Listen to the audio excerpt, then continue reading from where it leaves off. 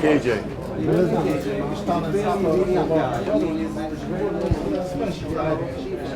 I mean, in this situation, I talked to people I talked to several people off the record in KJ, and nobody had a problem with characterizing the Von Hockey as the way Kitty did. This person said that it happened to them. What they said. I mean, I don't live there. I can only write down what they said and tell me. Do they throw people out of? Do they throw kids out of people's kids out of school? And where are they supposed to go to school if they don't go to the yeshiva? Isn't that a big deal?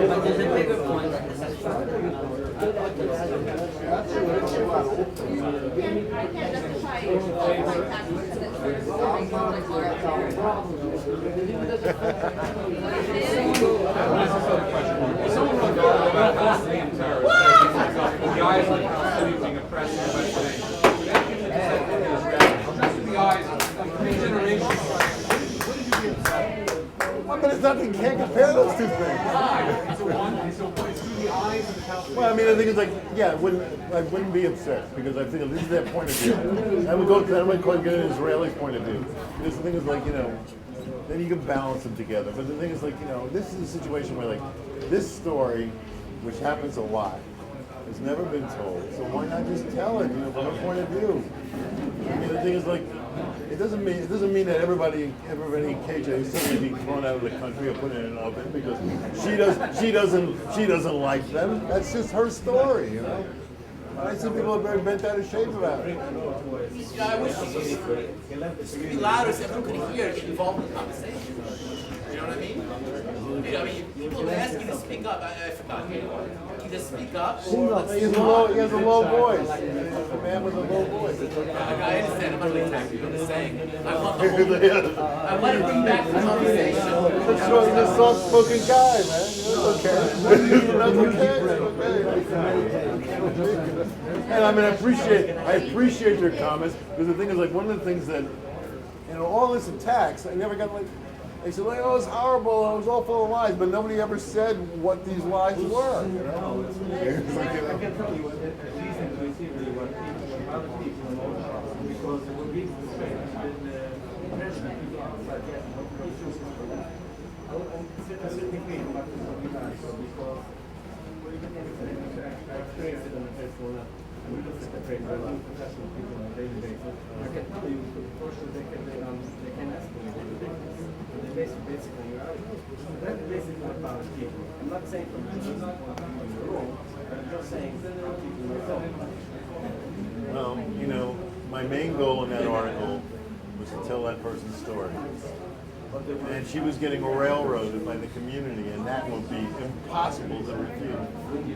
She was getting railroaded by the community, and she was desperate because the Bedouin fucked her, and all these people screwed her around. She was no way that she was going to be able to get a fair deal from the community. No way. I'm telling you, believe me. I talked to a bunch of people, but the thing is that nobody really refuted what she said. No. The answer was no. I'm not going to go. Why would I? I'm a writer, and I didn't pass the weeks ago, but the thing about radical nature, I do in my name I told my cross something she makes some accusations. She didn't even take the trouble to interview the people she actually points fingers at someone. No, and I tried to talk to her husband. She said these things about her husband. Her husband wouldn't talk to me. But the husband's not the one who screwed it up. Who really screwed up is the best. The Bezdin was completely. I'm a bit confused myself because I thought that you came here to have some feedback and understand why people give you such a hard time. Yeah, that's true. And you are so defensive of what you wrote. As long as you're so defensive, how can you have any feedback? So I suggest that you give some credit to what people say and listen so that you can get something out of this conversation. But he has been. He's not been defensive. He's been just asking. I mean, I don't mean to be defensive. I'm here to listen. But the thing is, not really here to be ganged up on either. Bathroom, so you get out of here. Hey, I can't. I'm here. I mean, really, go ahead and say we got this set. I mean, I'm not, it's just kind of human nature when somebody says something, you go like, well, actually, but actually. That were being voiced over here about community, about a sense of self, a sense of my play, the relationship, the issue of how the individual can exist, and a sense of total the dynamics of the community. I want to say, Reb Shlomo used to say all the time, Holy Rebbe, Reb Shlomo Kalbach, he used to say, Lech Lecha, go inside of you, go to you. Lech Lecha, go inside of your own neshama, your real self, your true self.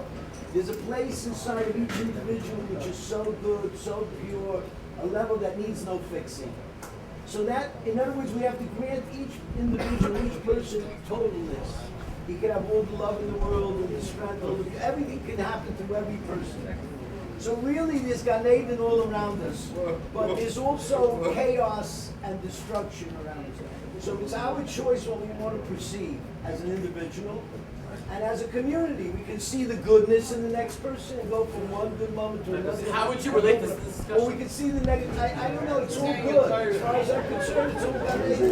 That's good, I like that. It's not going to get to you. Our minds are too small to really comprehend, define us even on a sensual level. We see, we hear. We don't understand how we see. Yet, even if we don't understand, we see. We open our eyes. If we waited till our minds would register all the dynamics of what's going on inside, how we translate an image, we would have to live 1,000 years. We don't have to understand everything. You want to see, you open your eyes and you see. Understanding is lower than your real being. Your real self, your true self, reaches much higher, and it's more beautiful than what our minds can tell us. Our minds will really confuse us. We need our mind. We have to cultivate our intellect. But, the Rambam said the ultimate of knowledge is to know you don't know. It's so much more deeper. It's regardless. Thank you. Let's go back to the discussion about getting So do whatever you want to say. I rest my On case. anything you And now want. for something completely different.